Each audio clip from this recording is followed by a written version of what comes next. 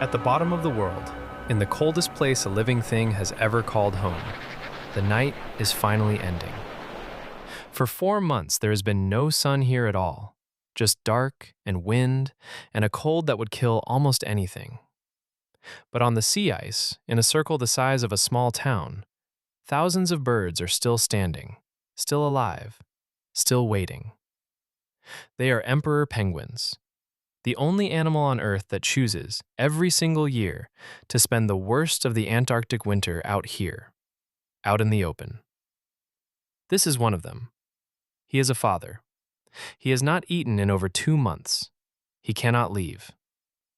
Resting on top of his feet, hidden under a fold of warm skin, is the most precious thing in his world, a single egg.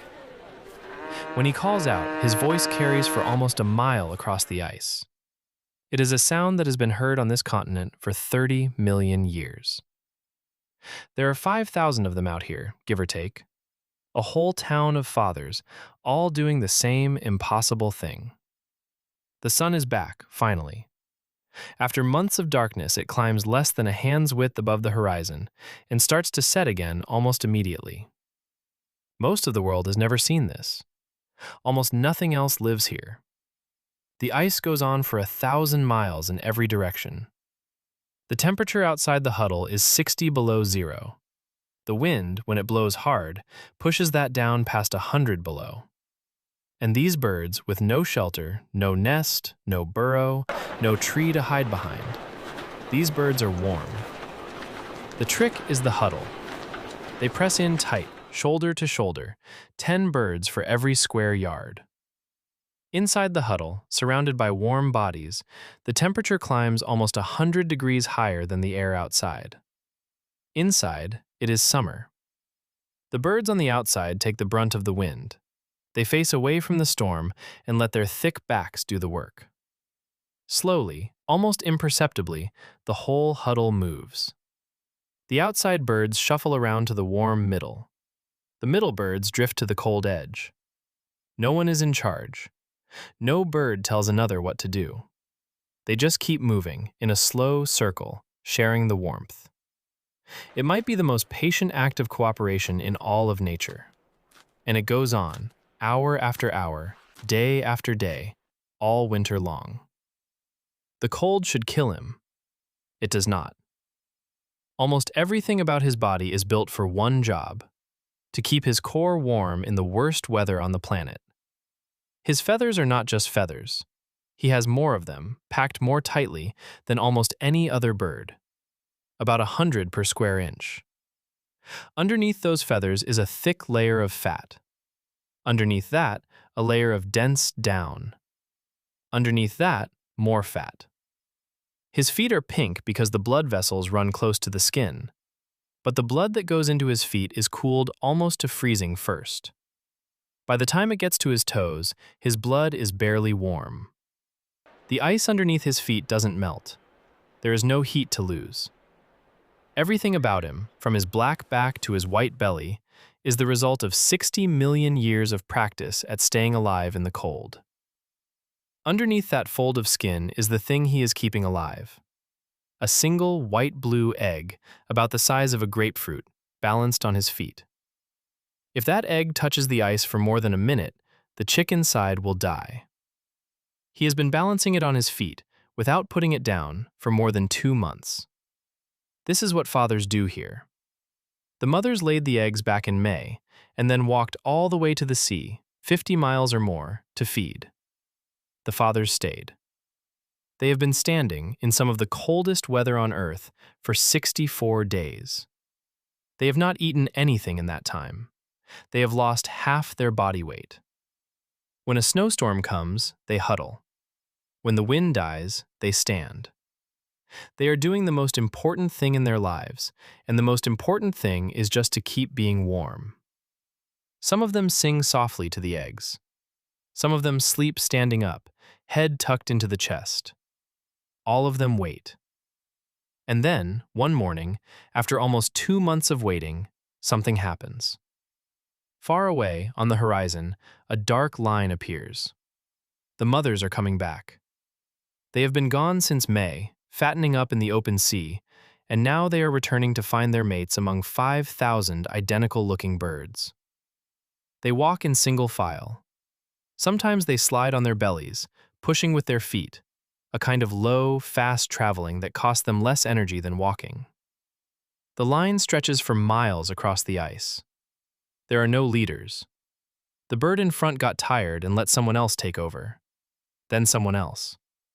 When they reach the colony, they begin to call. Each mother is listening for one specific voice, the voice of the male she chose 9 months ago. Every emperor penguin has a unique sound, a kind of double-pitched signature, like a fingerprint made of music. They learn it once. They never forget it. Somewhere in the middle of the colony, a male is listening too. He has been holding the egg for 2 months. He is starving. And then he hears her. He answers. The two voices weave together across hundreds of yards of milling birds. They walk toward each other through a forest of necks and feathers. When they finally meet, they bow. Beaks raise, heads tilt, they touch and lean against each other. The reunion lasts only a few seconds. Then the work begins. Because somewhere in that bow, the most dangerous moment of the entire winter is about to happen. The egg has to move. From his feet, where it has been balanced for 64 days, to her feet, where it will finish its time. They have to do it without setting it down, without letting the cold take it, without rushing, without hesitating. The handoff is the moment everything depends on. A breeze, a clumsy step, a few seconds of contact with the ice. Any of it can end the whole season. Most pairs do it cleanly. They have been practicing, quietly, between themselves, since the first day they met. A few do not. A few eggs slip. A few chicks never hatch. The Antarctic does not give second chances to anyone, even to fathers who waited 2 months. But this pair is lucky. The egg is hers now.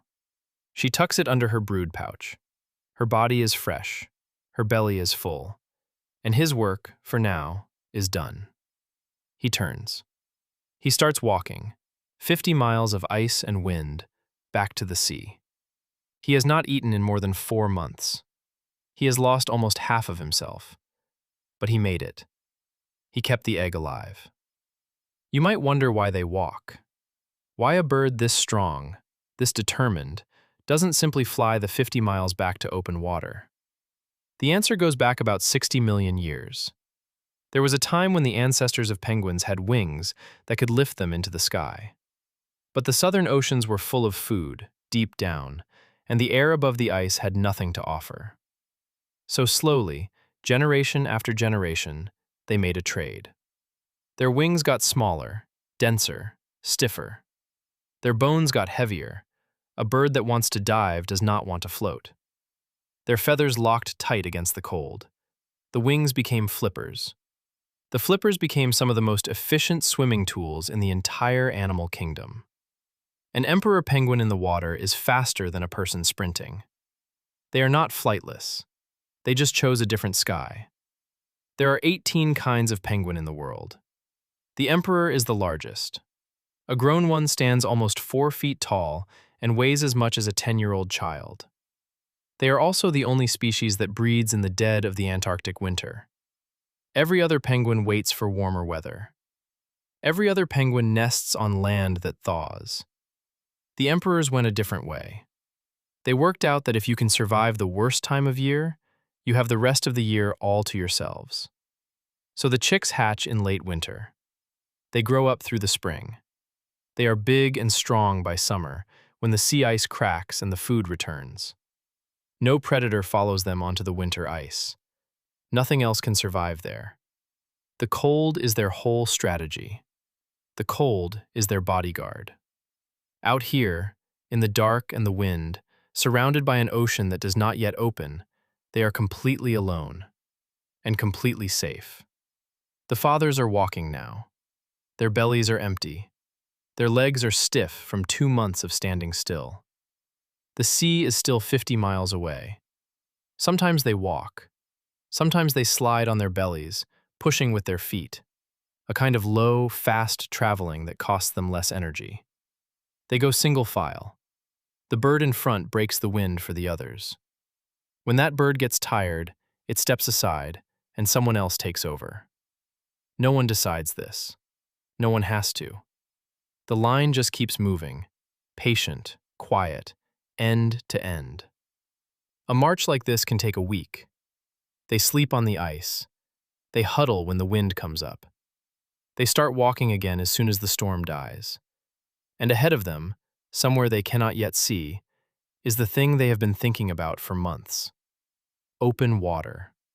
When they finally reach it, the sea ice ends in a sharp, dark line.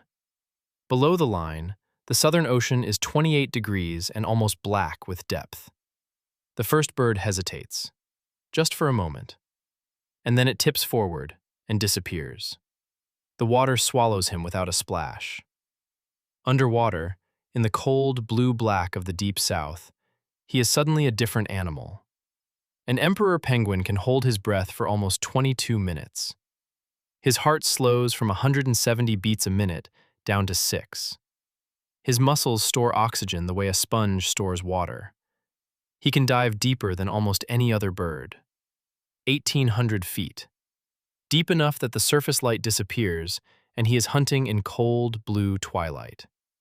He flies down through the water with quick, powerful strokes of his flippers, the same wings his ancestors used to fly through air 60 million years ago. What he is hunting is small. Tiny shrimp-like creatures called krill, each one the size of your little finger. Glowing pink, swarming by the millions. He also eats silverfish, long, slim, cold-loving fish that live in clouds beneath the sea ice, and squid, when he can find them. He doesn't chase them one at a time. He swims into the swarm with his beak open and swallows mouthfuls of food whole. Every dive he eats. And every dive he is also storing food in a special part of his stomach. Food for the chick, 50 miles back across the ice. That food will not digest. It will sit there, intact, for almost a week, kept warm by his body while he walks home. And so for hours he hunts. He surfaces, gasps, and dives again. The colder the water, the more he eats. The fuller he gets, the heavier he becomes. But he is not alone down here. Something else lives in this water. Something faster than he is. The leopard seal. 12 feet long, 400 pounds, with a smile full of teeth. The only thing in the Antarctic that hunts emperor penguins. She is patient. She waits along the underside of the ice, where the penguins have to come up for air. She is faster than a penguin in a straight line. The penguin's only chance is to be quicker, more clever. When the seal lunges, the penguin twists. He spirals.